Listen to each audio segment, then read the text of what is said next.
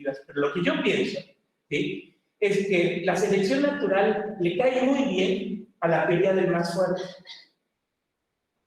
¿Sí? A esta teoría de que predomina el número uno. ¿Sí? Eso me hace pensar mucho en la ideología de los americanos, ¿no? En la competitividad. ¿Sí? Definitivamente la teoría de la selección natural viene muy bien con eso.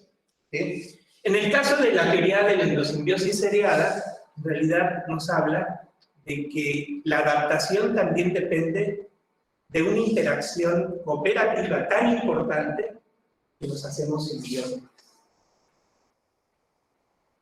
Es como que abre el panorama, ¿no es cierto?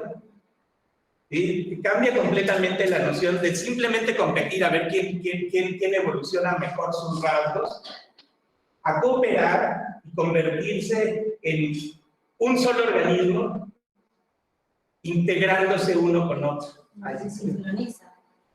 Es que sí, es impresionante, ya lo vamos a ver, pero de hecho en la simbiosis puede una célula vivir dentro de la otra. E incluso en esa vida dentro de una célula dentro de la otra, hay cierta independencia de las dos, es muy loco, pero viven con simbiosis. Sí, perdón. Yo también he escuchado que siempre me han dicho que cuando nos lo más fuerte, ¿no? La música Sí. Y me otra teoría que planteó que en realidad todos cooperan para uno. Puede ser. Y que llega, podría ser. Que fecunda el óvulo, lo hace por energía, que en realidad libró por eso. Él era el y todos nosotros puede ser. Lo ayudaron. Leí un libro de está buena la cuántica, de física cuántica, creo que era. Así. Es interesante. Eso deberían de preguntárselo a Anaí, porque Anaí, la que nos habló sobre los exosomas, ella trabaja justamente con los espermatozoides. Está muy buena la idea, pero bueno, ahí también te das cuenta cómo esta parte ideológica de que predomina el más fuerte, también lo llevamos a la explicación de la vida. Y esto, más que, digamos, ponerle una etiqueta de dónde viene, si son americanos o alemanes, no importa. Lo más importante es entender que en ciencia, lo que nosotros tenemos como etiquetas ideológicas o como arquetipos ideológicos, como moldes, se van también a la explicación de la realidad. Eso tiene mucho que ver con lo que tenemos que tener en mente los psicólogos cuando analizamos la ciencia que es esta. ¿Sí? Profe, con la teoría de Darwin, sí. Como que siempre interpretamos que el más fuerte es de fortaleza física, pero quizás o inteligencia, fortalezas, el que come más. Claro, de resistencia, por ejemplo, o sea, el que resiste más golpes, más embates. Bueno, la capacidad de poder asociarse con otros, de poder generar esa simbiosis de cooperación, eso también sería una fortaleza. Claro. Porque creo que claro, de hecho, una de las áreas, qué bueno que dices eso, Sonia, porque de hecho una de las áreas que no tratamos a fondo y que hoy me gusta cada vez menos, esa parte de, digamos, que le chopea al curso, que es hablar de prosocialidad. O sea, porque si se dan cuenta de las habilidades del bienestar, nada más ahondamos en la atención plena y resiliencia. Y eso lo hice porque es mucho más fácil, porque hay mucha literatura de los temas. También hay mucha literatura de prosocialidad, pero en relación a lo que hacen los sociólogos. ¿Sí? Entonces hay que extraer muchas cosas de ahí, hay que traducir, no traducir nada más del inglés al español, sino traducir ideas que vienen de los sociólogos a cosas que puedan ser manejadas por nosotros los psicólogos. Pero bueno, ya corregiremos eso. Pero eso que dices, ¿sí?, tiene totalmente que ver con las cuestiones de socialidad. En nuestra, digamos, mundo contemporáneo, predomina la competitividad, ¿sí? En muchos sentidos. De hecho, mi hija, particularmente la Mati, la chiquita, que vive acá, ya le extrañamos, yo estoy así como conmovido de poder estar otra vez con ella. Sí. Bueno, el caso es que la Mati es gimnasta. Y eso es todo un tema para mí, porque yo sé que eso la lleva directamente a que sus motivaciones sean competitivas, ¿no?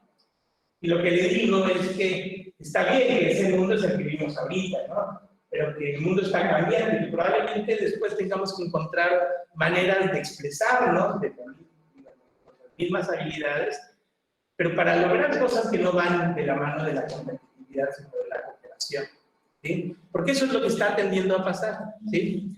Y de hecho, en teorías sociales se habla, por ejemplo, de teoría de juego, ¿sí? La teoría del juego tiene que ver justamente con cómo se organiza un sistema de una dinámica de comportamiento en donde el balance entre cooperatividad y competitividad es importantísimo. Nosotros como tribu, por ejemplo, podríamos convertirnos en un equipo que cooperemos para competir con otros, ¿sí? Y la competitividad es importantísima para generar cohesión en el equipo. De hecho, pasa con los equipos de fútbol. Hoy la Escaloneta está jugando como dioses porque justamente se llevan bien. Cuando estaban con el otro, Sampaoli se llamaba, era un desastre, porque Sampaoli realmente hacía lo mismo que el Tata Martino está haciendo en México, ¿no? Bueno, creo que también aquí hizo lo mismo el Tata Martino, ¿no? De que les metía como un montón de broncas internas y tal. Bueno, justamente es interesante cómo el balance entre la cooperatividad y la competitividad justamente logra un montón de cosas en términos de las organizaciones, pues, ¿no? Y a nivel biológico, ¿sí? Lo que Lynn Margulis nos dijo es, hay que tomar en cuenta la cooperatividad, porque esa cooperatividad a nivel biológico incluye la simbiosis. ¿Sí? Totalmente.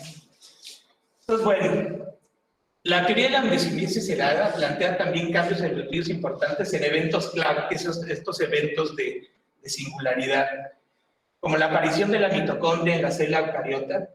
Ese es un evento justamente que tiene que ver con algo singular que pasó. De repente apareció la mitocondria. Y de hecho la mitocondria es interesantísima porque justamente cambia completamente el juego desde el punto de vista metabólico, ¿sí?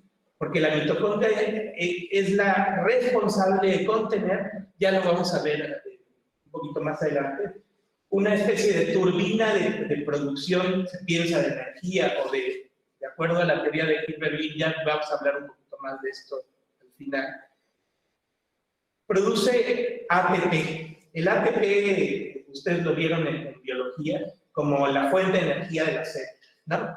Entonces, bueno, esa ATPasa, ¿sí? Está principalmente contenida en los organelos mitocondriales, ¿sí? Y es lo que aparece en el eucariota, que no están en el procariote, ni en la bacteria, ni en la arquea, tal como está en la eucariota. Pero justamente hay evidencia de que procariotas tenían algo que era como el primordio de la mitocondria, ¿sí? Entonces se piensa que justamente la simbiosis es lo que plantea Lynn Margulis, que la simbiosis entre arquea y bacteria, ya cuando empezó a evolucionar la mitocondria, fue lo que dio lugar a la célula eucariota ya con una mitocondria, ¿sí? En la teoría de la ambisimbiosis la selección natural solo cumple un papel de ajuste fino, no es el motor de la evolución. Esto básicamente nos dice que no es la competencia la que nos hace evolucionar. Ella diría es más la cooperatividad. Está re interesante porque viene de la mano con lo que discutíamos con Sonia en este balance de cooperación y de competitividad, ¿no? Entonces, Lynn Margulis añade la noción de cooperación en el proceso evolutivo, ¿sí? Y eso los dejo ahí como una semilla, piénsenlo, ¿no? ¿Qué nos hará evolucionar más hoy sobre todo? ¿Sí? Como Mati, creo que sí. Creo que la reproducción en sí, porque siento que el humano, o sea, a medida que tiene más probabilidad de sobrevivir, es como que tiene más probabilidad también de reproducirse, digamos, porque de cierta forma atrae gente en su entorno, digamos. Claro, la reproducción es un motor de nuestra conducta, definitivamente. Profe, ¿se escuchan las intervenciones A ver, ¿quién quiere intervenir? No. Hola, Luca, un gusto. Hola. Adelante, Luca. ¿Cómo están? Buen día. Buen No, día.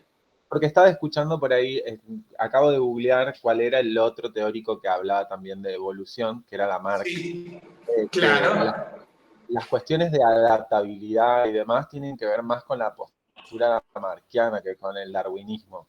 El darwinismo planteaba la evolución no solo desde la competencia, sino desde lo alimenticio. O sea, eh, se suponía que también implicaba no solo la supremacía del más apto, el más evolucionado, sino que habían seres que se alimentaban de otros seres también, digamos. Eso permitía claro, también la evolución en el darwinismo. Por eso existía, no sé, los herbívoros, los carnívoros, etc. El claro, lamarckismo planteaba la adaptabilidad, que es otra cosa. claro. Claro, no, de hecho lo que estás diciendo es muy importante, Luca, porque justamente viene otra vez de esto que estábamos discutiendo hace rato, que es un poco más ideológico, ¿no? En la teoría del más fuerte siempre hay uno que se come a los más chiquitos. Es un poco lo que nos estás transmitiendo, ¿no, Luca? Luca. Sí, o sea que en la teoría darwiniana, como... Sí, acá estoy. Hola. Sí, sí, te escuchamos, te escuchamos. Hola.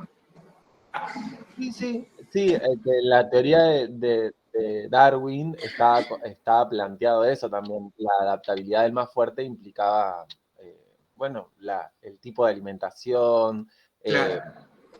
o sea, tenía que ver con la fuerza, con la fuerza Sí, física del darwinismo. sí, como con una posición jerárquica, ¿no, Luca? Sí, no recuerdo tanto, pero sí me acuerdo, sí recuerdo eso. Sí, me refiero a una posición jerárquica cuando tú dices hay un bicho que es el más grande, este es el depredador principal que se va a comer a los bichos que son más chiquitos, pues, ¿no? De hecho, nosotros nos vemos como el primate, ¿no? El principal, ¿sí? Por eso se llama primate, somos unos arrogantes. Pero bueno. Sí, ¿sabes que viene de ahí la noción de primate, ¿no? Viene de ahí, viene de que somos los primeros, ¿no? Entonces nosotros somos los primeros que tenemos derecho, ¿sí? A consumirnos todos los bichos que haya por abajo de nosotros, ¿no? Las vacas sobre todo. Y por cierto me recibieron con un asado aquí en Argentina, soy re feliz por eso. Che, me pasa esta representación. Pero bueno, sí, justamente de las jerarquías, es diferente pensar en adaptabilidad, ¿sí? Porque la adaptabilidad, de hecho, ahora lo vamos a tocar con un poco más de detalle, viene de la mano de una interacción bidireccional entre lo que hay afuera y el organismo. Cuando la teoría es más fuerte, el organismo es lo más importante, lo de afuera no es tan... Ahí bueno, vos, cómo es la temprana infancia, digamos, hay más cooperativismo, después el hombre se vuelve individualista. También, por supuesto, también bueno, hay alguna sociología. ¿A quién le sirve pensar que hay que ser competitivo, individualismo, etcétera? Bueno, la producción, etcétera. Pero lo que vos planteabas, esto que está demostrado, sin nombre, por naturaleza, Es altruista. de cooperar. Sí, eso hay que revisar la literatura, pero parece que sí, parece que es así. Eso es interesante. Adelante. Esta cooperación de la que estamos hablando tiene que ver con una necesidad de complementarse, digamos, de complementariedad, o de solo... Qué hermosa que está tu pregunta, porque, y te la voy a rebotar así como te la voy a mandar de regreso, de esta forma. Cuando tú te sientes, digamos, bien adaptado en un lugar, la pregunta es, ¿eso depende de los vínculos que tienes con la gente que te rodea o depende nada más de lo que tú puedes hacer en ese lugar?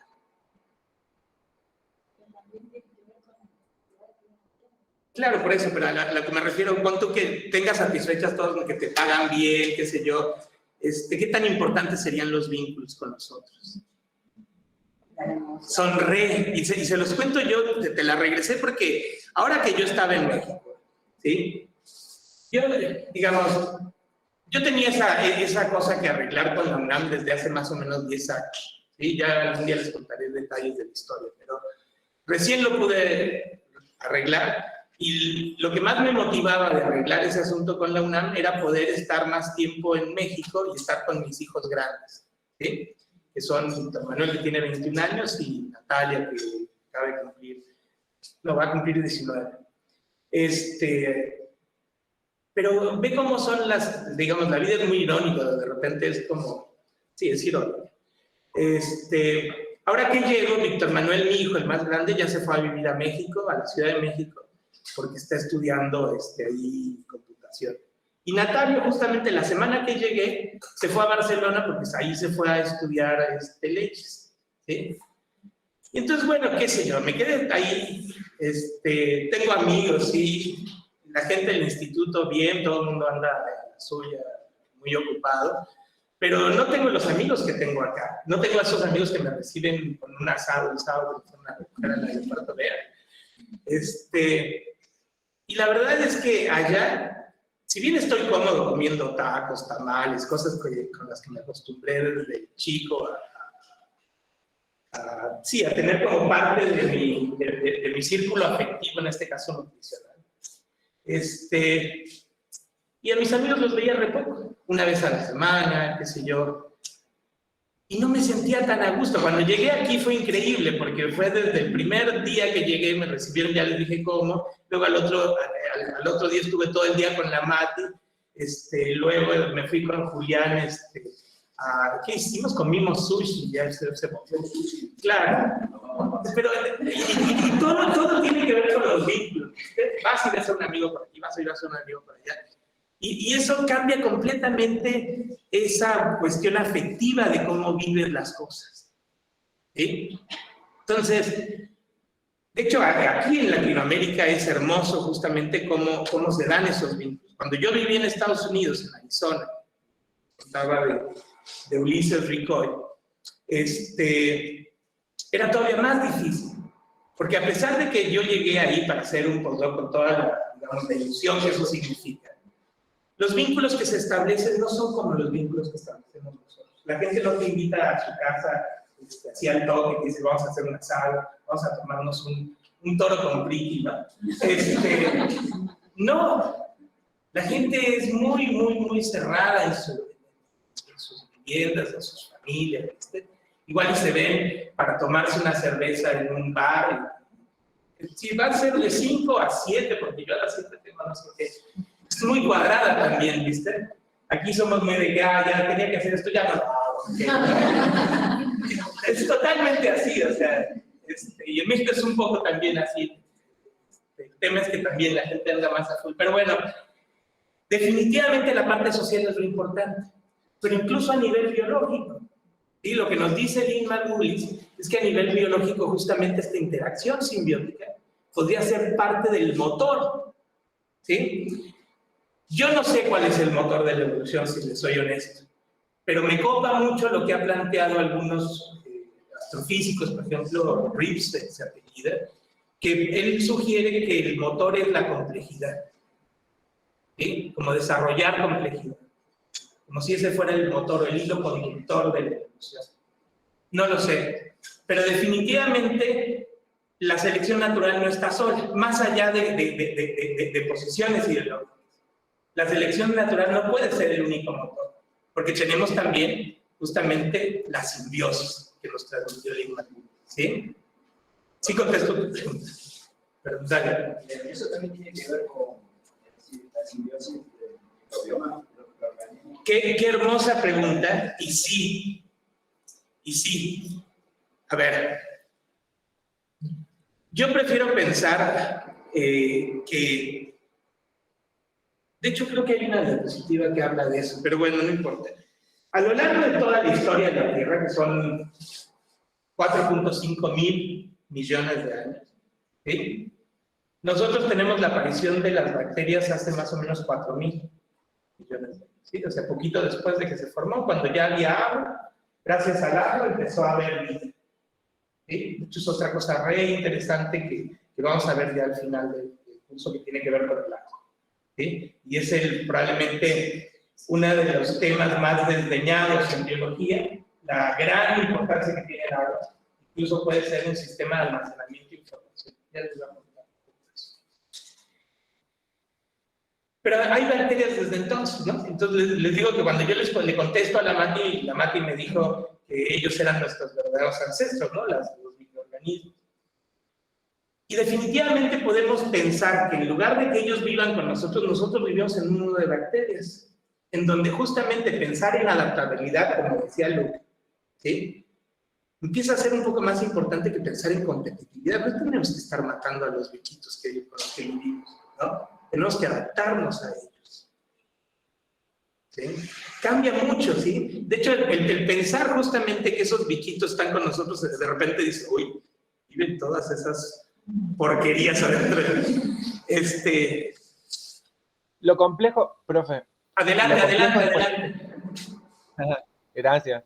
Lo complejo es por ahí cuando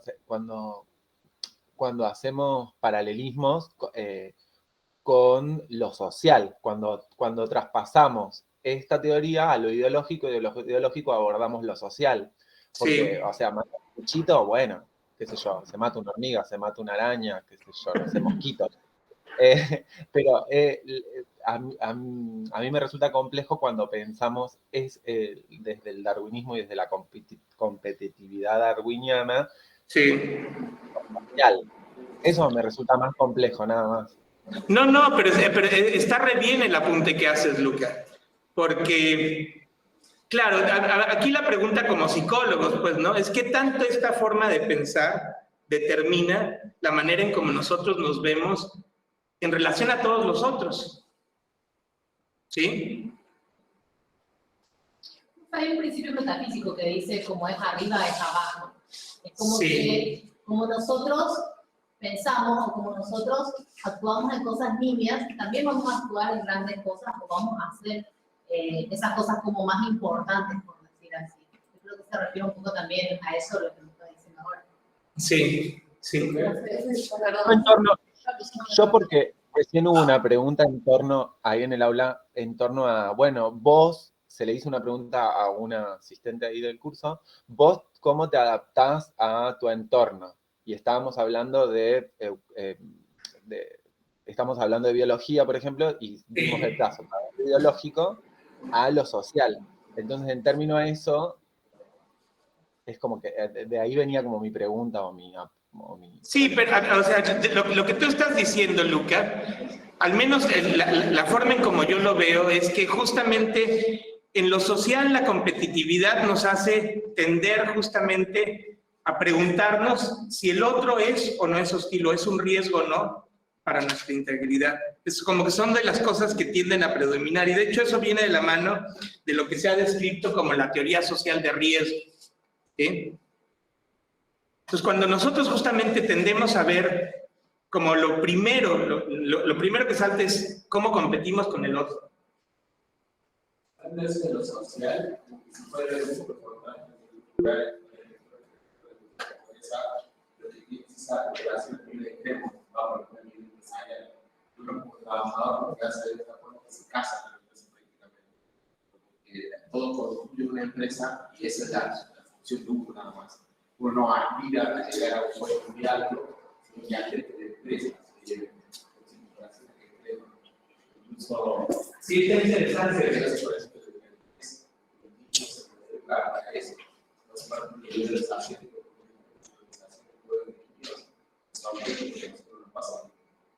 nosotros hacemos la característica primero. La característica de la empresa. La característica tampoco, por ejemplo, sacan toda coordinación, a ver cuánto tiempo no aguantan todos saltando, entonces se refleja culturalmente, cuando obviamente socialmente sobre la Sí, de hecho en estas teorías sociales sé que hay mucho trabajo hecho dentro de organizaciones, sobre todo en empresas, donde digamos, los conceptos estos de cooperación y competitividad, buscar un balance, se busca, digamos, crear ese balance para el mejor rendimiento de la organización. Y en empresas se ha llevado a cabo, digamos, este tipo tanto de esfuerzos en términos organizacionales como en términos también de investigación.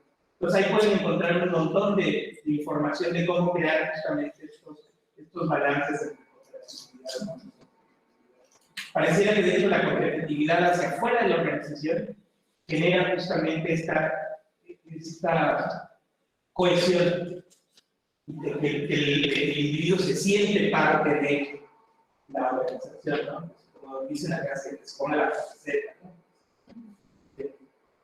Bueno, entonces aquí vamos a ver nada más algunas de las diferencias que hay entre la teoría de la sintética de la evolución y la endosimbiosis serial.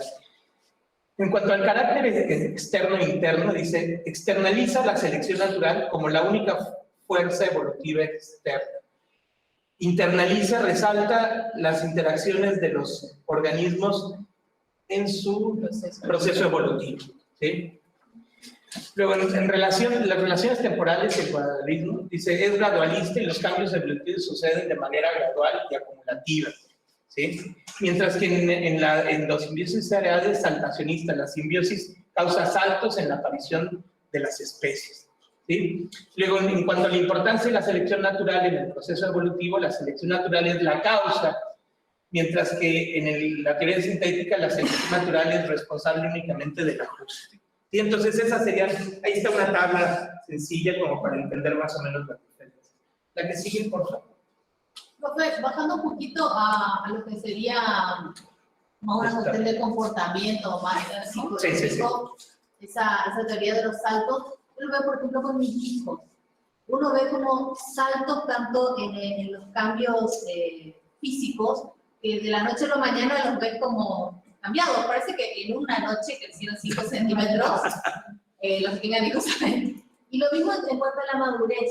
Vos los tenés, a veces los ves, parece que estamos atrasados que los otros chicos en cuanto a madurez. De repente un día amanecieron y, no sé, son Platón, o sea, así como que hacen un salto o te dicen cosas que vos decís. Sobre todo cognitivamente, ¿no? Claro, ¿dónde lo tenía guardado? Porque hacen ese tipo de saltos y yo creo que tiene mucho que ver un poquito con eso. Sí, me parece muy interesante lo que dices, porque de hecho esto nos remite incluso a Piaget cuando hablas justamente de la evolución cognitiva. Y claro, parecía, Piaget se acuerdan, de hecho yo les tengo que decir que no soy la persona idónea para transmitirles todos los detalles de Piaget, porque Piaget es mucho más grande que lo que yo les puedo decir. Fue un gran teórico, ¿sí? Pero básicamente de las cosas que yo me acuerdo, que aprendí justamente en la Facultad de Psicología, es que él hablaba justamente como de esquemas cognitivos o de etapas, ¿no? Evolución, pero decía que... Entonces tú creabas una etapa, y a partir de que esa etapa se había creado completamente, podía surgir la nueva, ¿no?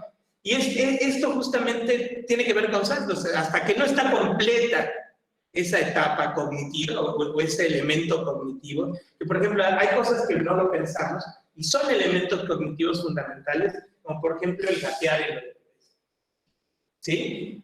Es re interesante cómo el gateo per se, que es una coordinación de las extremidades y de moverse en 4 patas. Yo me acuerdo de Mati, era una genia gateando, ¿sí? Se subía a las escaleras, se bajaba, tanto que después le costó, digamos, un tiempo quererse aventar a caminar, sobre todo porque su mamá y yo la presionábamos un poco, y un día me acuerdo que se cayó y nos mandó a la chingada y no quiso volver a intentar caminar por un buen rato, ¿viste? Pero efectivamente, o sea, esas cosas que parecieran, o sea, tú dices, es motor, no. Sí tiene que ver, obviamente, con una cuestión de coordinación motora, pero implica elementos cognitivos que de ellos dependen otras cosas, ¿no? De hecho, hoy en día hay evidencia que, por ejemplo, eso del gateo está relacionado con el desarrollo del lenguaje. ¿Sí? Entonces, bueno, esas etapas justamente son importantes que se completen, era lo que decía Piaget, ¿no? Se completan, y una vez completas, entonces puede surgir un nuevo elemento cognitivo que se monta sobre eso, ¿no? Definitivamente. Como que son correlativas, como materias correlativas. Claro, van una de la mano de la otra, ¿no? Y si esta ocurrió bien, esto va a seguir, y si algo hubo un problema aquí, vas a tener, digamos, consecuencias en los otros elementos cognitivos del desarrollo. De hecho, por eso tienes, yo tengo un sobrino que él no tuvo suficiente hormona tiroidea cuando era bebé, y ya se dio cuenta cuando era, sí, un chico de algunos años, creo que tenía 2 o 3 años, cuando se dieron cuenta que le faltaba la hormona tiroidea y le empezaron a recetar la hormona para sustituir la que no producía. ¿Viste? Y el lenguaje que adquirió es muy pobre. ¿Sí? Ya tiene un lenguaje como muy cortado, como palabras que no las dice completamente bien, le hacen falta fonemas que no puede expresar. Entonces, bueno, ese tipo de cosas pasan, ¿viste? Cuando no se evolucionan algunos elementos cognitivos en el momento oportuno. Eso tiene que ver con una en clase, que son las ventanas de plasticidad. ¿Sí? Es muy importante que esté grabado porque... Adelante. Yo creo que la palabra clave es adaptación, o sea, el que mejor se adapta a las condiciones es el que sobrevive y tiene más probabilidad de reproducirse. Creo que lo que nos hace el mamífero más dominante es la capacidad de cooperar. Sin embargo, no creo que la competitividad sea algo necesariamente malo en sí mismo. Yo creo que la competitividad puede impulsar al bienestar de uno porque impulsa a ser la mejor versión de sí. Y comentaba el caso de su hija que es gimnasta, yo le impulsaría a que sea la mejor gimnasta. No, o sea, no, la sí. competitividad no tiene por qué ser patológica, sino de que tratar de ser la mejor versión de uno sin lastimar o dañar o perjudicar a los demás. Sí, qué bueno que lo dices así, de verdad te lo agradezco, porque todos, a ver, absolutamente cada uno de nosotros tenemos sesgos, ¿viste? Y yo no me excluyo de eso. ¿Sí? Yo lo único que veo es que tendemos a ser en términos sociales mucho más competitivos que cooperativos. Pero como tú dices, la competitividad no tiene per se algo malo. Y acuérdense que aquí estamos buscando también trascender el problema del dualismo, ¿no? O sea, la competitividad cumple una función, definitivamente, como tú decís. Sí, un balance entre las dos. Pero claro, lo que hoy nos falta es ese balance, ¿sí? Porque es la evolución cognitiva la que nos permite pensar más allá de lo terrenal, lo que nos hace capaces de cooperar entre miles o millones de personas, que es lo que nos hace la especie dominante. Claro, y como te decía, como comentábamos con tu compañero en términos de organizaciones, si nosotros nos pensamos, como habíamos dicho hace rato, como una tribu, ¿sí? Y nosotros queremos, digamos, llevar toda esta temática a planos de discusión y tal en otros lugares del mundo, más nos vale que seamos competitivos, ¿sí me explico? Porque eso nos va a motivar a hacer las cosas mejor y qué sé yo, a leer mucho, a contribuir mucho, a desarrollar las temáticas, a investigar, ¿sí? Definitivamente. O sea, y qué bueno que apuntas eso, porque no se trata de transmitir esto es bueno y esto es malo. Que lo mismo tiende a pasar, por ejemplo, cuando hablábamos de mindfulness, ¿sí? Y hablábamos de la mente errante, algo que a mí me preocupó mucho desde el principio es transmitir esta idea de que la mente errante per se genera infelicidad, que es un poco lo que transmitía Richard Davidson al principio. Pero justamente entender, digamos, el balance que necesita nuestro sistema tiene que ver justamente con un balance entre el estado presente y la mente errante. Lo mismo aquí, ¿no? Una pregunta. Sí. Adelante. Gracias. Quería consultar en términos de este tipo de estudios abordados desde lo social, son para poder de alguna forma entender el complejo social, porque está bien, o sea, como que me resulta como curioso el comparar la especie animal con la especie humana, por ejemplo, o las formas de relacionarse y de reproducirse y de evolucionar o de adaptarse de los animales o de los hongos, etcétera, con las personas o la gente o las sociedades o las organizaciones, digamos. ¿Sirve? O sea, para eso se estudia, digamos, como para entrar como en un paralelismo y poder entender la complejidad de lo humano, o porque me cuesta por ahí, o sea, como que eso, me cuesta entender cómo hago el paralelismo desde lo biológico a lo subjetivo humano, digamos. ¿Cómo conecto eso? Sí, a ver, yo lo que pienso es que, por un lado, la razón por la cual les estoy dando esta parte de biología es para sembrar semillas, ¿sí?, de ideas que nos permitan transformar la forma en como nosotros vemos la biología, que tendemos a verla, sobre todo la microbiología, con mucha hostilidad, ¿sí?, a partir de la teoría del género. Y es mucho más compleja y tiene mucho más funciones, que era lo que ya habíamos hablado desde la clase pasada, que nada más degradar cosas, ¿no? O sea, por un lado, por eso lo hice. Ahora, dada la discusión que se está generando, a mí me gusta mucho esto que por aquí mencionaron de cómo es arriba es abajo, ¿no? Efectivamente, la forma en cómo se organizan los sistemas biológicos a nivel de los microorganismos y después a nivel de otros organismos más complejos, presentan patrones que se repiten. Eso es increíble, ¿sí? Y no nada más patrones que se repiten en términos de la dinámica de comportamiento, sino también lo puedes ver en formas, ¿sí? En formas que se repiten una y otra vez, ¿sí?, en la naturaleza. Y si nos queremos entender a nosotros mismos, Luca, me parece que más nos vale que tomemos en cuenta estas cosas que a veces no las hemos tomado en cuenta porque en nuestra arrogancia digamos, en la que hemos vivido, nos pensamos como seres únicos y completamente diferentes de todos los demás. Y eso, de hecho, esa noción en particular, ha hecho que, por ejemplo, los abogados, ¿sí?, los que desarrollaron las leyes por las que hoy nos movemos, hayan, digamos, acuñado mucho el pensamiento de un cuate que se llama Kelsen, que justamente plantea la idea de que solamente el ser humano puede crear esa estructura de orden que nos rija, sin necesidad de tomar en cuenta lo que pasa con la naturaleza, o las leyes de la naturaleza. Dice, no existen esas leyes. Aquí las leyes tienen que ver con la razón humana. Y es re loco eso, porque justamente una de las cosas, ya lo vamos a hablar con Inti, les pido por favor que cuando venga Inti le pregunten todo lo que puedan para ver qué tipazo es.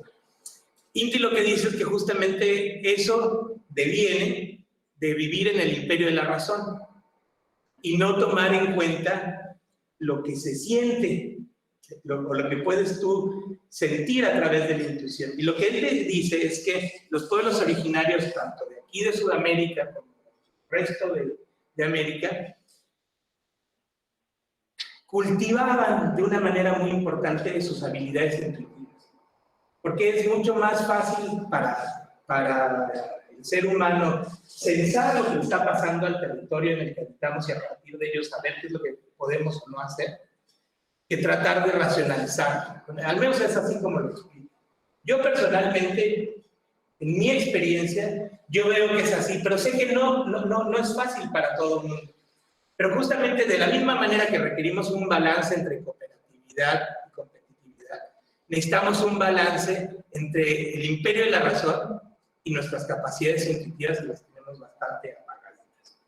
Como ¿Sí? Damasio, que habla. ¿Cómo? Como Damasio, que dice que la función acompaña.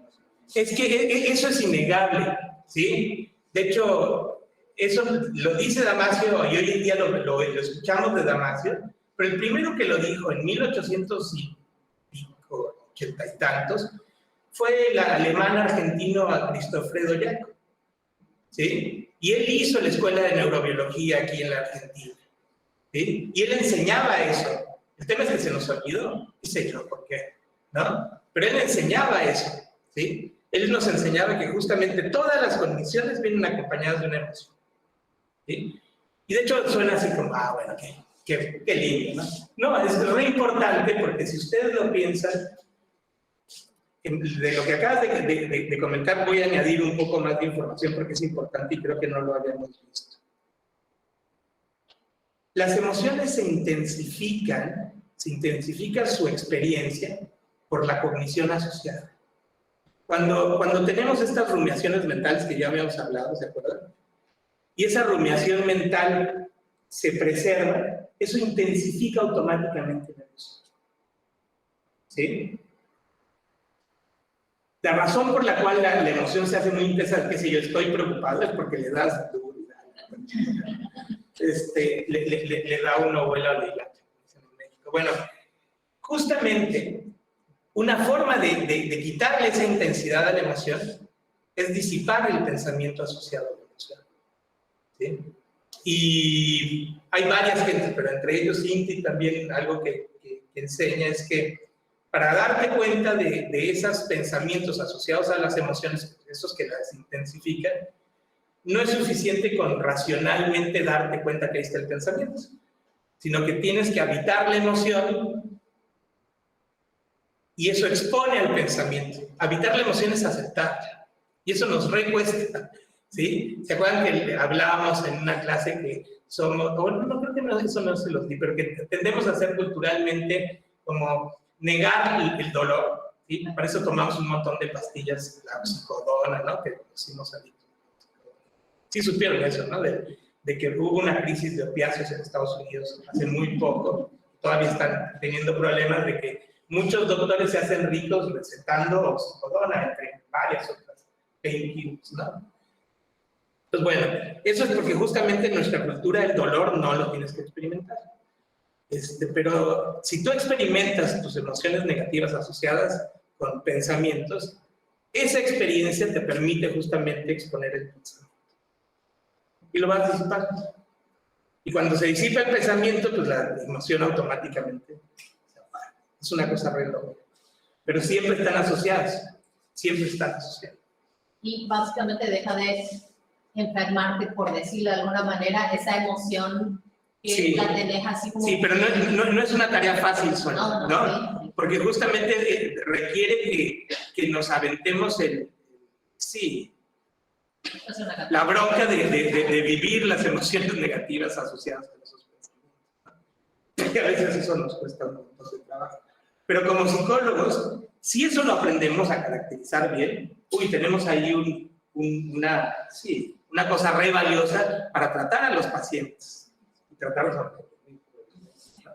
Pero... Profe, porque cuando te pones a habitar una emoción, te das un poco de cuenta que son por lo menos te pasa nada. Es una ilusión. Claro, porque te das cuenta que tus manos se transpiran, que tu corazón, y entonces te das cuenta que de todo lo físico que hay. ¿No? Y ahí ya trae para la que al final lo que genera esa sensación de sufrimiento, tiene más que ver con cómo interpretas todas esas cosas físicas. ¿Sí? Yo les cuento, ahora en Querétaro me estaba pasando mucho, estaba angustiado porque no podía venir. De hecho, lo que más me preocupaba es que se acabara el curso y no pudiera decir, a veces hasta soñaba, digamos, te lo juro, estaba bien preocupado. Y había días que me angustiaba, ¿no? Sentía mi angustia como un peso en la espalda, como algo que se ponía así tenso en la espalda. Y justamente en estas épocas el se ha estado comunicando mucho conmigo y me platicaba de estas cosas. Yo hasta después de un rato empecé a entender lo que se refería. Y empecé a hacer eso, el ejercicio de darle el espacio a la emoción de sentirla completamente, ¿no? Y dejar que el pensamiento se quedara como algo añadido, ¿no? Y fue muy chistoso porque sí, efectivamente me ayudó un montón. Como tú dices, o sea, son un montón de sensaciones que sin interpretación es como si quedan así como de la nada, quedan sin nada. Cuando le pones la interpretación es cuando se intensifican y se hacen algo. Claro, a mí me preocupaba, qué sé yo, llegar y tener problemas con el CONICET, tener, qué sé yo, problemas con cosas que estaban funcionando bien aquí en Argentina, ¿no? Entonces, ese era el pensamiento que a mí me jodía, ¿no? Pero una vez que le di más bola a la emoción, dejé de darle bola al pensamiento, se Eso no significa que haya dejado de ocurrir, siguió ocurriendo, pero eventualmente con menos intensidad. Lo relacionar el tema de las iglesias con las emociones. No pasa que las emociones se sienten muy fuertes y podemos acompañar de algunas personas. Como que la música es una mejor, una sabe mejor. Incluso llorar con alguien es algo muy fuerte, porque incluso llorar con alguien. Claro, eso me hace recordar incluso una caricatura de Falda, el Guille, ¿no? Que se da un fracaso y se queda sentadito en la puerta esperando a que llegue mamá. Ya que llega mamá, entonces se pone a llorar. Claro, definitivamente, digamos, no nada más el pensamiento acompaña las emociones, sino también el otro, y el pensamiento del otro acompaña nuestras emociones, definitivamente. Lo positivo se multiplica y Sí, lo negativo. sí, de hecho, me estoy confundiendo con algo que pensé que se los había dado, pero en realidad lo que es que preparé una charla para un primo que se llama Horacio, que se la di hace unas semanas, pero justamente hablábamos de este tipo de cosas. Y hay una cosa muy interesante que tiene que ver con la salud. Una de las evidencias que encontré para esta charla que quería Horacio es que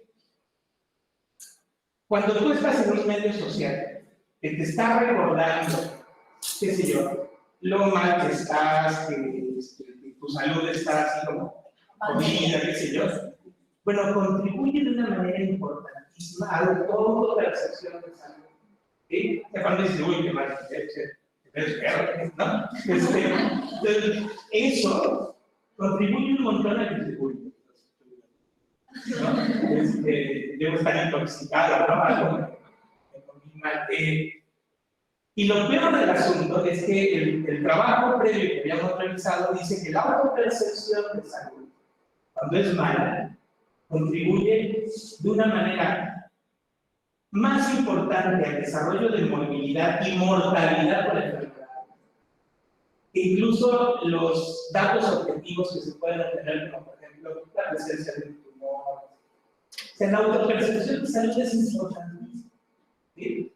Y eso tiene que ver con esto que estamos diciendo. ¿Sí? O sea, si tú tienes amigos que te tiran para atrás y te dicen, no, entonces, bueno, ahí definitivamente ese diálogo, ¿sí?, está contribuyendo con pensamientos que van a ya sea intensificar tus emociones negativas o tus sentimientos de...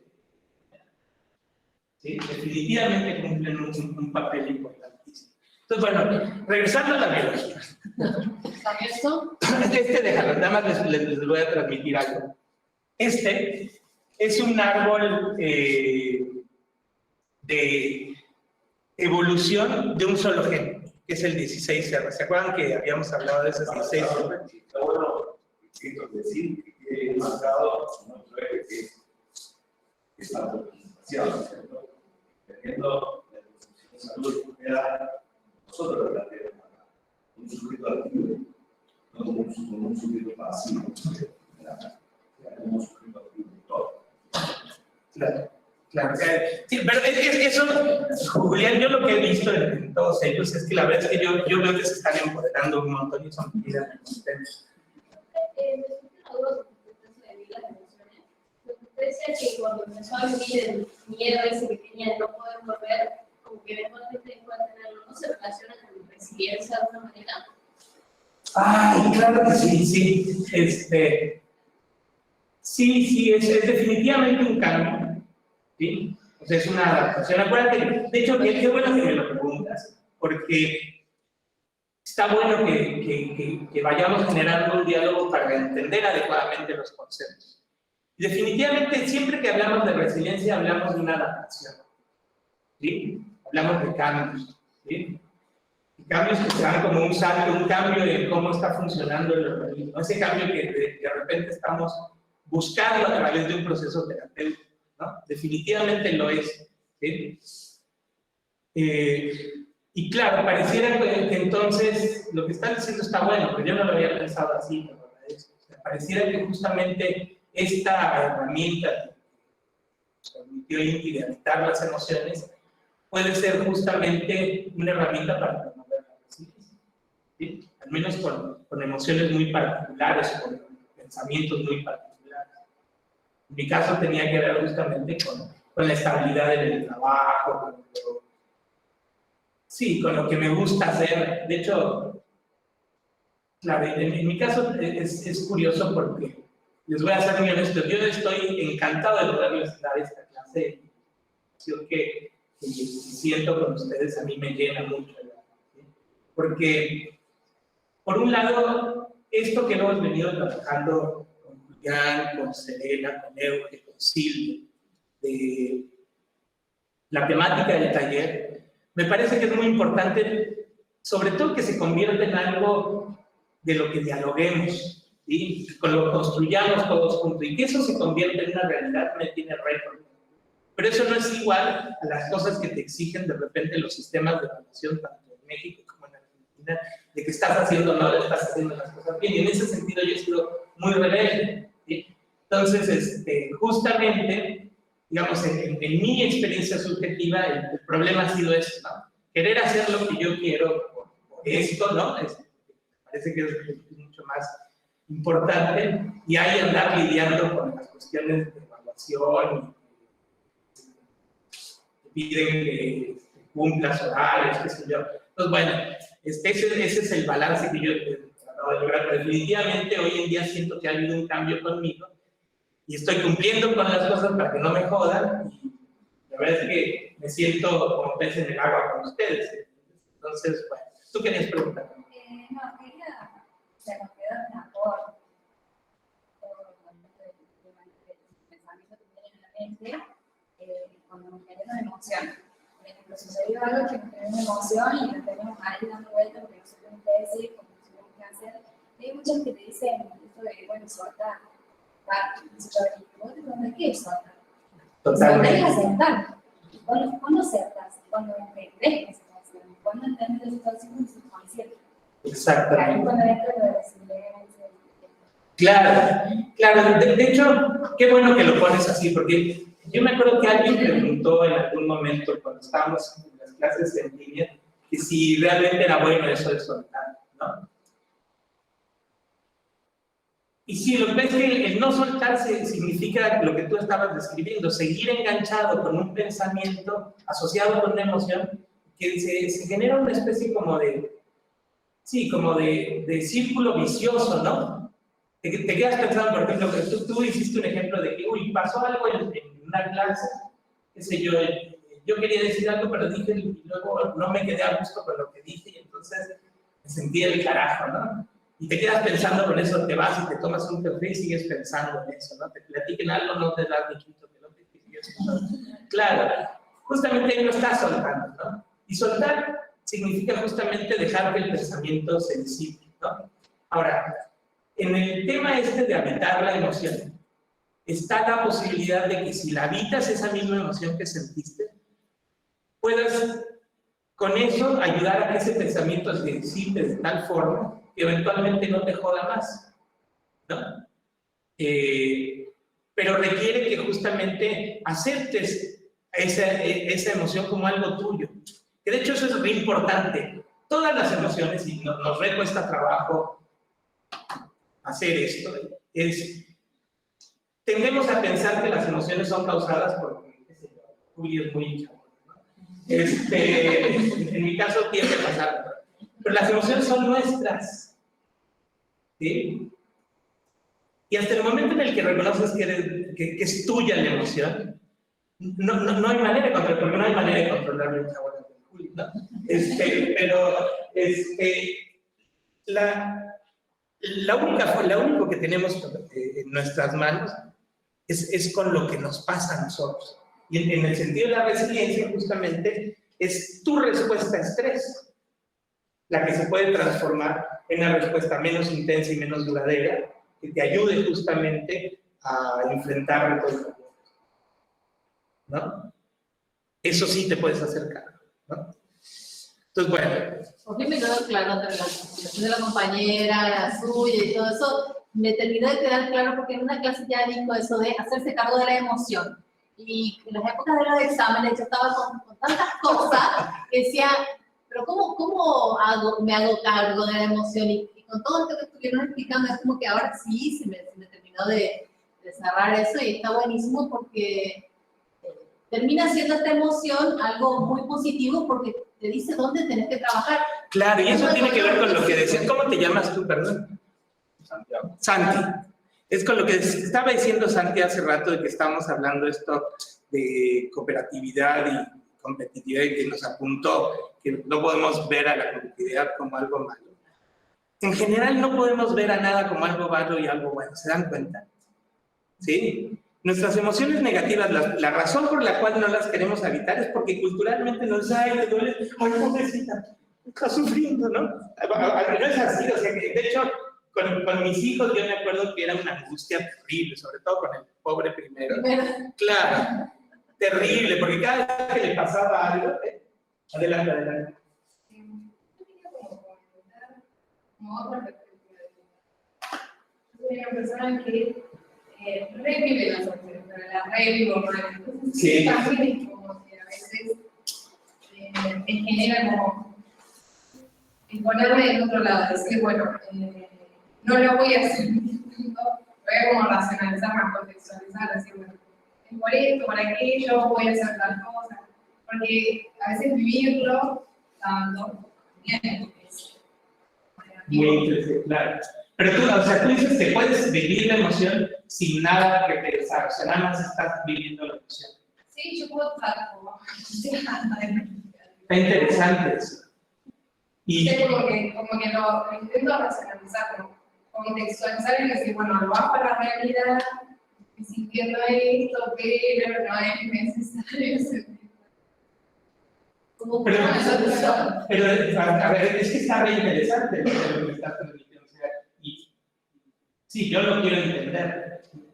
O sea, básicamente tú lo que dices es que tú habitas la emoción y la vives a full, pero no necesariamente tienes un pensamiento. Sí, pero no siempre.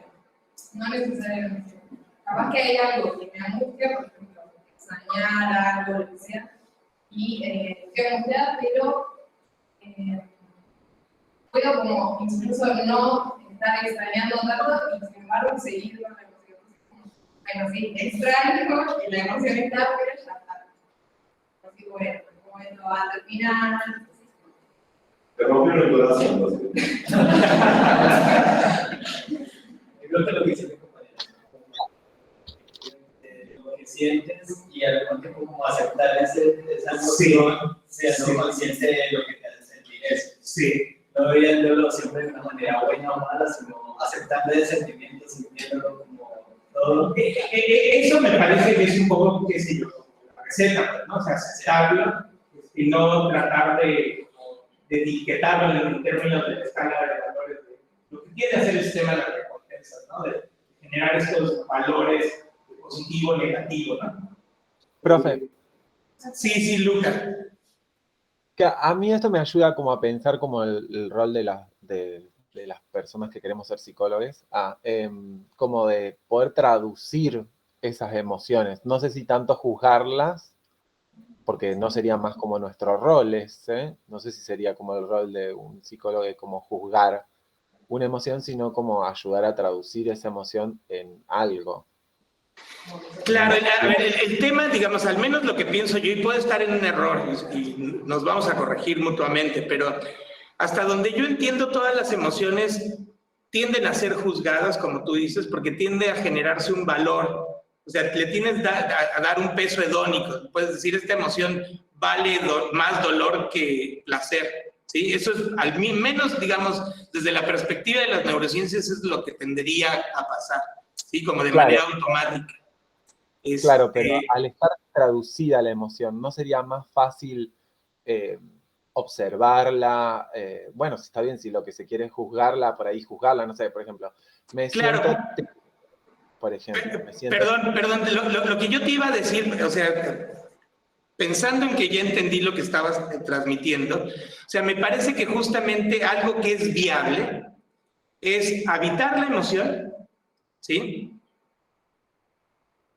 Buscando que mentalmente no la interpretes, como dice Luca, ni hacia un lado ni hacia el otro, sino que dejes, digamos, la dejes como neutral o sin conceptos, como dice Ruth Cerezo, o decía Jacob. No razonar la emoción.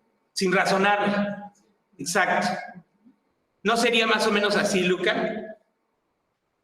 Sí, o lograr por ahí que la persona traduzca esa emoción en, no sé, bueno, si trabaja con, si es Es que artista o si trabaja con perdón, pero es que traducir significa darle una plantas. interpretación, ¿no, Luca? Sí, o plasmarlo, porque hay veces que las emociones no se pueden expresar, las personas no pueden expresar sus emociones, Sí. entonces se presentan esas emociones en forma de ira o en forma de ansiedad o, no sé, las padecencias que tiene la persona. Ay, no escucho nada, como que se queden. Sí, se escucha cortado, pero más o menos, creo que, no sé si les quedó más o menos claro lo que estaba transmitiendo Luca. ¿Sí? Tú querías decir algo. No. ¿Cómo te llamas, perdón? Dayana. Dayana. Con respecto a lo que decía la compañera, no sé si está bien, como por ejemplo, si estás pasando por un duelo, sabes que etapas hay un duelo, es decir, bueno, si en esta etapa estoy en esta etapa, estoy sintiendo esto. Y cuando pasas a la otra etapa, vos sos consciente, digamos, de las etapas que estás pasando, pero aún así tienes las emociones, como si sí, tengo que sentir porque estoy en esa etapa, por ejemplo. Sí. Y así, no sé si me entiendo bien. Sí, no, ¿cómo te llamas tú? Dame. No, bueno, yo también estoy intentando entender, pero también es como, no necesariamente a veces es una emoción negativa, es una emoción linda, pero que no sabes cómo entender y controlarla también, o sea, como esa euforia o cosas así. Yo no entiendo cómo te terminas olvidando del pensamiento asociado a la emoción, te concentras demasiado en la emoción. Sí.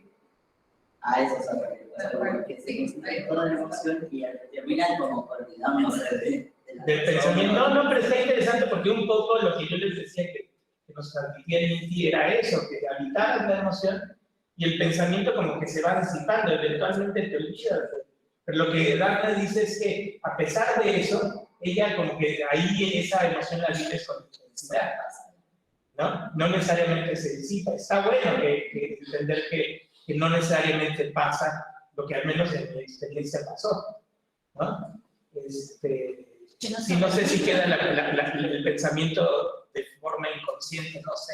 Sí, pues para mí es tiene algo más de eso también. ¿No? Como que viene inconsciente o queda inconsciente la Para persona. estar ya no lo puedo dar. Estamos a la psicoanálisis así de. Ya la vamos a molestar, ¿tú qué dices? Es interesante también porque responde como que estas perspectivas responden como a nuevos modelos de hibridación de roles, donde, por ejemplo, no sé, pienso en determinadas personas o determinados profesionales que hibridan su rol social y cumplen varios roles. Yo, la verdad, no pensaba, no me pienso como psicóloga futuro juzgando a una persona, sino más bien intentando comprender y que la persona comprenda su emoción. Pero totalmente, sí, eso estoy completamente de acuerdo con vos. El rol de juzgar lo tendrá un juez, por ejemplo, no sé, o lo tendrá... Sí, no, pero no viene de la mano con la labor del psicólogo, estoy completamente de acuerdo contigo. Y de hecho eso tiene justamente que ver con la razón por la que el eje de despatologización, digamos, genera mucho interés, porque le quita todas estas etiquetas. Por ejemplo, el psicoanálisis tiende a dar a un montón de condiciones, pues, ¿no? Que justamente se convierte en lo que dice Luke, ¿no? Que no, aquí no va, porque en realidad lo que nosotros tenemos psicoanálisis es una cosa y psicoanálisis es otra. Y un poco lo que estábamos hablando acá es de hacer consciente y inconsciente. Sí, bueno, sí. Esa es la medicina, el motivo del psicoanálisis. Y por ahí sí, en esto de traducir a través de la palabra, es decir, buscando ligar. ¿Qué es ligar? Eso no tiene una representación dentro de nuestro sistema. Nosotros lo compramos, le damos una representación, un representante representativo, en este caso puede ser la palabra. Vos vas por el tema de la emoción. Está bueno, Bueno, ahora, la angustia. La angustia a veces no tiene objeto. Justamente la angustia, como diría un gran poeta, es esa sensación de los hechos que los puntos psicológicos de la angustia. No tiene traducción, pero siempre nosotros podemos ir haciendo ligar todas las cuestiones traumáticas de manera consciente y establecemos como una especie de carril con nuestro inconsciente. De esa manera vamos llegando un poco a la cura o a la salud. Sí, bueno, ok. Pero me parece que ese es un área muy interesante, que sí está bueno, sí, eventualmente entender mejor. O sea, a mí me sigue rompiendo un poco la cabeza lo que tú cuentas, Dafne. Pero está bueno, o sea, está bueno porque muy probablemente ya sea que sea un pensamiento que se queda de forma inconsciente, que sigue ahí rondando, pero simplemente no le estás dando bola.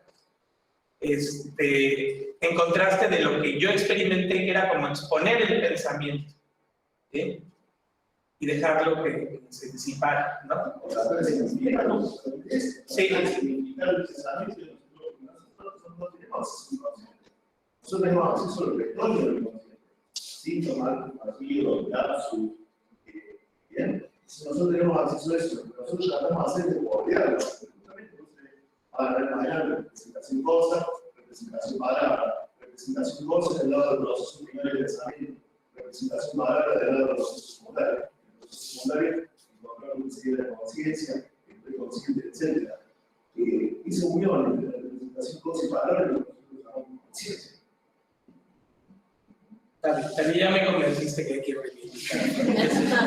Bueno, regresando a esto, una de las cosas interesantes en la biología, ¿sí? Es que si bien podemos pensar en esto como un árbol de la vida y cómo se desarrolla, en este caso acuérdense que es un solo gen, ¿sí? Por aquí están los animales, plantas, los hongos, ¿sí? En este pedacito están los procariotes y las arqueas. Y lo que es más interesante, ¿sí? Es que la mayor diversidad de genes está aquí, no en el resto, ¿sí? Y es lo que hablábamos la clase pasada, que justamente para los grupos de arqueas y procariotas se da justamente estos cambios en la secuencia de genes de una manera mucho más ágil, ¿sí? De hecho,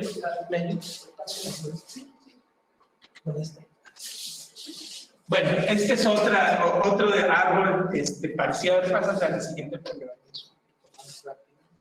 Bueno, a ver, aquí nos detenemos brevemente. Todos ellos son teóricos de la evolución que manejan fundamentalmente la teoría sintética, ¿sí? Es decir, la teoría darwiniana. Ahora, en lo que difieren estos pensadores, ¿sí? Es en pensar que la selección natural, ¿sí?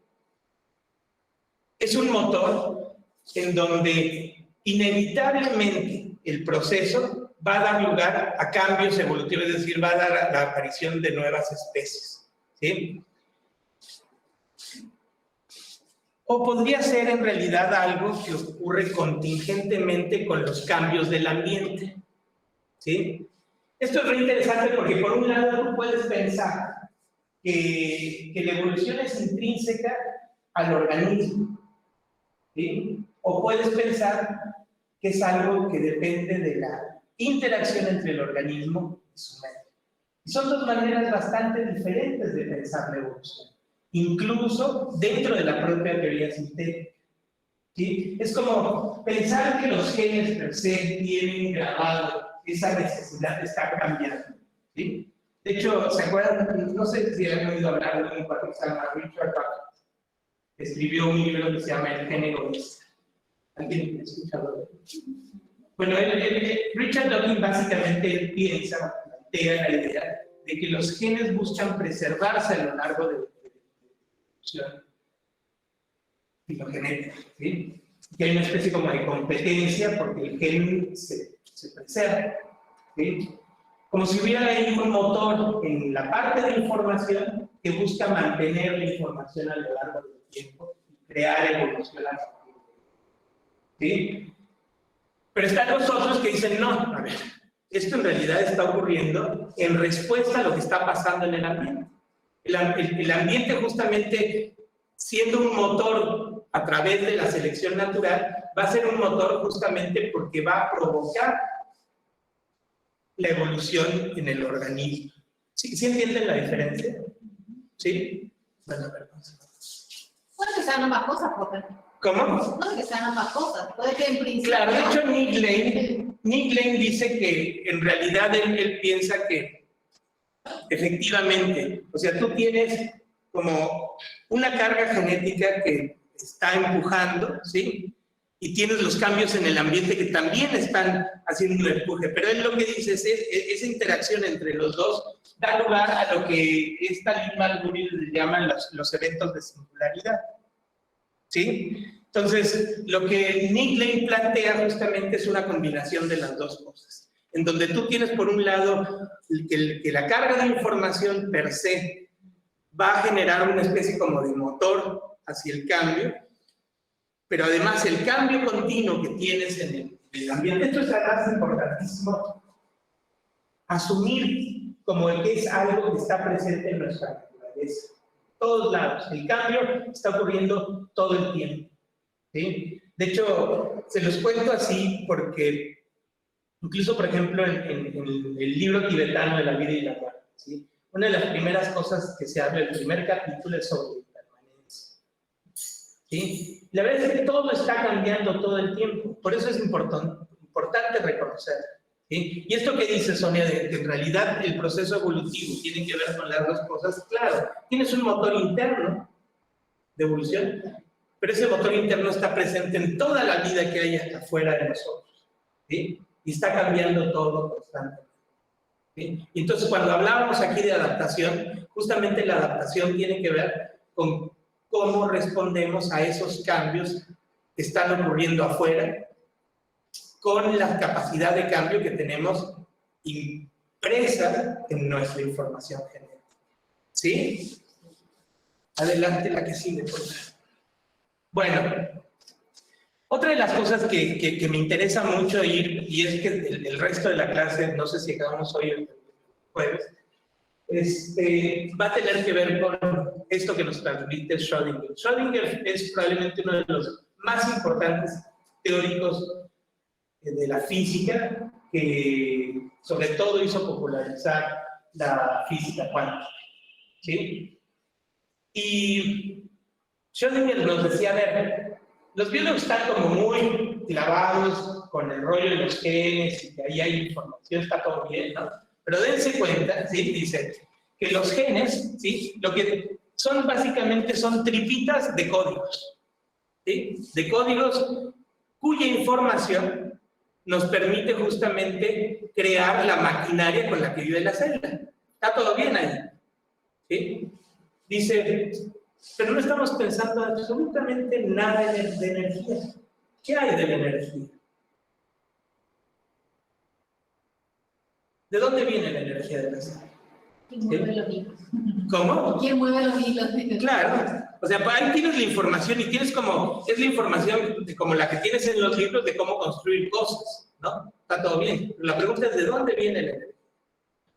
Y Schrödinger nota una cosa que es muy importante también reconocerlo nosotros, ¿sí?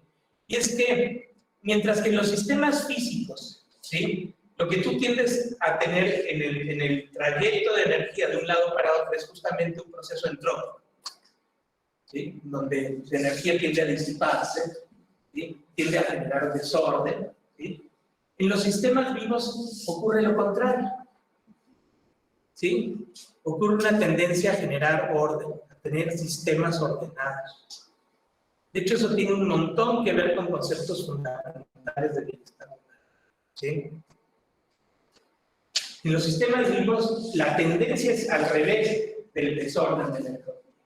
¿Sí? En los sistemas vivos, la tendencia es crear orden. ¿Sí? Pensemos en los organismos vivos. Son sistemas ordenados, ¿sí? Donde cada elemento del sistema vivo cumple una función y mantiene una identidad. ¿Sí? De hecho, ese asunto de que mantiene una identidad es algo que le copó muchísimo a un cuate que se llama Maturana, es un chileno, ¿sí? Y creó un concepto biológico novedoso que se llama autopoiesis, ¿sí? La verdad es que hasta ahora no se le ha dado mucha bola, porque claramente es una biología, sí, muy revolucionaria la que le plantea. Plantea justamente la idea de que la célula y los organismos se mantienen porque tienen identidad y buscan preservar esa identidad. ¿Bien? Es interesante porque esto de la identidad tiene mucho que ver con lo que se plantea en la teoría de la asociación e inducción que plantea Hilbert Lynn, que lo vamos a ver en las últimas clases, ¿sí? Que tiene que ver con la estructura del agua. Y lo que plantea esa teoría es que quien tiene esa identidad, o sea, uno pensaría, la biología canónica pensaría, bueno, esa identidad está descrita en los genes. Sí, definitivamente, ahí está la identidad, incluso la identidad está descrita no nada más en los genes, sino en todo ese programa epigenético. Y eso es lo que nos explicaba Mel. ¿Sí? O sea, gracias, de hecho la epigenética se descubrió así. Se descubrió cuando nosotros veíamos los procesos de diferenciación celular entre por ejemplo, unos protoneuronas, sí, eso sí, unas protoneuronas que se pueden convertir en asocitos o en neuronas. Justamente cuando se convierte en un astrocito, en una neurona, lo que tenemos, la diferencia que tenemos son diferentes programas epigenéticos, ¿sí? Diferentes patrones de metilación y adenilación, que uno determina que se comporte la célula como una neurona y otro como un astrocito.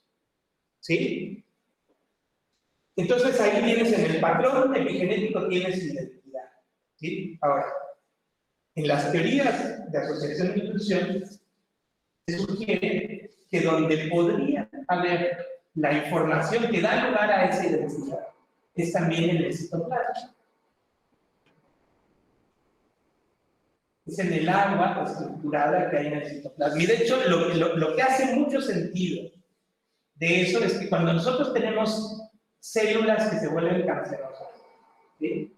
Lo que cambia principalmente es la densidad del citoplasma, por eso nos la pueden detectar con resonancia magnética. ¿Sí? O con resonancia magnética pueden detectar, digamos, cambios en la densidad celular, y eso nos habla de células que cambiaron su identidad. ¿Sí? De hecho, básicamente lo que está haciendo Schrödinger aquí es lo mismo que yo quiero, al menos, sembrar esa semilla en ustedes, ¿sí? Es pensar que no todo está en el código genético, sino parte, ¿sí? Está en la identidad de la célula que pudiera incluso estar contenida en el agua, ¿sí? Y eso, ¿sí? Eso justamente tiene que ver con la energía que da lugar a esa identidad de la célula. ¿Sí? De hecho, lo que vamos a ver entre la clase de hoy y la del jueves tiene que ver con la célula. Víctor. Sí. Uy, bueno, sí, entonces vamos a acabar la clase que viene. Bueno, déjame ver qué dice. Bueno, claro, básicamente lo que dice Schrödinger es que tenemos que pensar en la energía que da lugar justamente a esta identidad que le llamamos vida, ¿sí?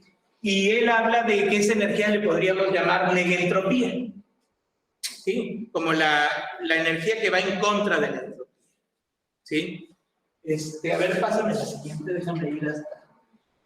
Vamos a, bueno, aquí básicamente Nick Legno lo que nos transmite es que estos motores energéticos están en los gradientes de protones, ¿sí? De la misma manera que, por ejemplo, nosotros tenemos, en los gradientes de protones nosotros tenemos una carga diferente de protones de un lado al otro de la membrana, y justamente el hecho de que estén más concentrados en un lado es lo que hace mover sobre todo a la ATPase. Creo que es la siguiente de Apple. Sí, exacto, esta es la ATPase, ¿sí? Este es como una turbina, ¿sí?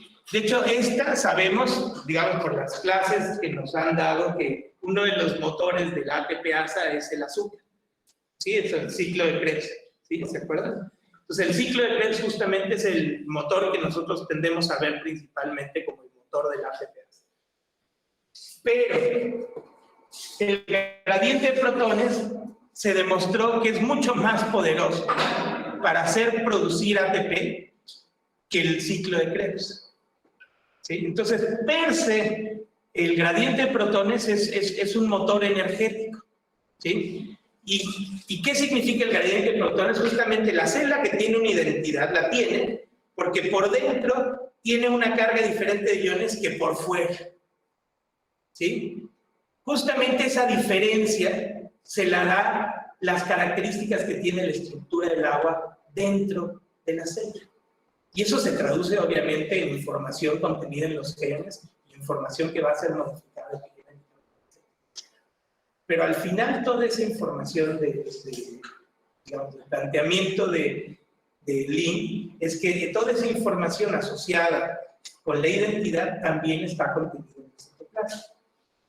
¿Sí? Ya lo vamos a ver, pero bueno, entonces este es la ATPasa, la que sigue. Nada más quiero llegar hasta donde. Esta vamos a saltar, ¿no? Saltan. Otra vez, es casi lo mismo. Bueno, aquí para un poquito. Este justamente es un planteamiento más moderno de cómo ocurre justamente estos procesos semejantes a lo de endosimbiosis seriada. Esta es la aparición, digamos, de los eucariotes, ¿sí? Y vean cómo sigue habiendo interacciones entre las especies. En este caso, esto se refiere a la aparición de los cloroplastos en las plantas, que justamente los cloroplastos son este bichito procariote fundamental que tienen todas las plantas y que es indispensable para llevar a cabo la fotosíntesis. Una planta no puede llevar a cabo la fotosíntesis si no es con esa simbiosis que tiene con el cloroplasto. ¿Ven lo fuerte que es el cloroplasto? Sí, adelante. Yo soy el cloroplasta, porque dice Luca o Yuca, que no le... ¿Cómo? No sé qué dice ahí abajo, ¿dice Luca o Yuca? Yo tampoco veo, se ve re mal, perdón. Pero creo que es procariota y arquea. No, es el nombre que le dieron cuando empezaron a teorizar. Dice Luca. Ya. Bueno, entonces digamos, sería un árbol del desarrollo, en este caso creo que lo hacen con el genoma completo, que nos habla justamente de estos eventos singulares en donde aparece el eucariote y donde los cloroplastos se integran dentro de la vida eucariote. Y bueno, pásate a la siguiente, nada más para que vean cómo... el anterior, este es un ejemplo de una célula que vive dentro de otra célula. Este es un ejemplo de simbiosis, hermoso. Y de hecho que justamente, dice, una célula dentro de una célula tiene su propia maquinaria de división celular, ¿sí? Permitiendo dividirse independientemente de lo que pase en la célula huésped. ¿Sí? De hecho, aquí se está viendo justamente este proceso de división. La que sigue, Cere, pásame la última. Es esta, no, es. Vean cómo justamente esto de que se quitan y se ponen genes las bacterias ocurre. Y en este caso están viendo justamente unas células que viven dentro de otras células, ¿sí? Las que viven solas, vean la longitud del genoma que tienen, ¿sí? Y cuando son, digamos, parásitos obligados, o parásitos simbióticos, vean cómo se reduce completamente el tamaño de su DNA. Aquí básicamente le cortaron pedazos de DNA. ¿Y por qué pasa eso? Porque el DNA que utiliza la célula que está dentro de otra célula es el indispensable para que preserve su identidad. Del resto utiliza el de la célula. ¿Sí? Entonces, lo que es interesante aquí es entender que así como vimos el tema de la epigenética, que tiende a ocurrir principalmente en eucariotes, que no significa que no ocurra en eucariotes, pero es la forma en cómo se regula el genoma en eucariotes es a través de la epigenética. Pero en las bacterias, que también habitan con nosotros, se intercambian genes de un lugar a otro, se quitan y se ponen, como si fueran discos duros que se insertan o que se sacan. ¿Sí? Bueno, vamos a dejar esto así y ya la clase que viene vemos esto de las diversas energías de las que podemos hablar. Y como psicólogos, Wilhelm Reich es un... Claro, es como quien nos va a enseñar esto de las energías. ¿Vale? Bueno, nos vemos el jueves allá en el auditorio. ¿Sí? Tú me querías decir algo. Chao, gracias. Chao. No, gracias. Chao, gracias. Dale. Gracias, chao a todos.